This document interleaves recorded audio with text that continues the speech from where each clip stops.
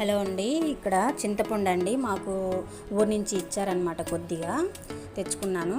అంటే మాకు చెట్లు లేవులేండి, చెట్లు ఉన్నాయి కానీ ముందు అవి అమ్మేశారు చేయలేక.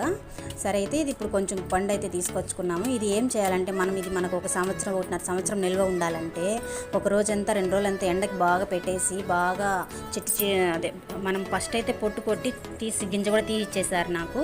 కాకపోతే మనం ఏం చేయాలంటే ఇంట్లో ఇలాగా ఒక రోజు 2 రోజులు ఎండకు పెట్టేసి అలాగా బాగా కొట్టి కట్టితో కొట్టామనుకోండి, దాంట్లో తెల్ల తెల్ల బూజు పొట్టు పుచ్చి ఏదైనా ఉంటాయి కదా, అన్నీ తీసేసి మనమైతే బాగా నీట్గా ఏరుకోవాలండి. నీట్గా చేసి పెట్టుకునేయాలి పక్కకి. దాని తర్వాత రాళ్ళు ఉప్పు కొంచెం చల్లుకొని మనమైతే ఒక కవర్లో వేసి బాగా ప్యాక్ చేసేసి బాగా అదిమి ప్యాక్ చేసుకునేసి ఫ్రిడ్జ్లో పెట్టుకున్నాం అనుకోండి, స్టోర్ చేసుకున్నాం అనుకోండి, మనకు 1.5 సంవత్సరం దాకా కూడా నిల్వ ఉంటుంది. తెల్లగా కూడా ఉంటుంది పండు అయితే, నలుపు రాదు.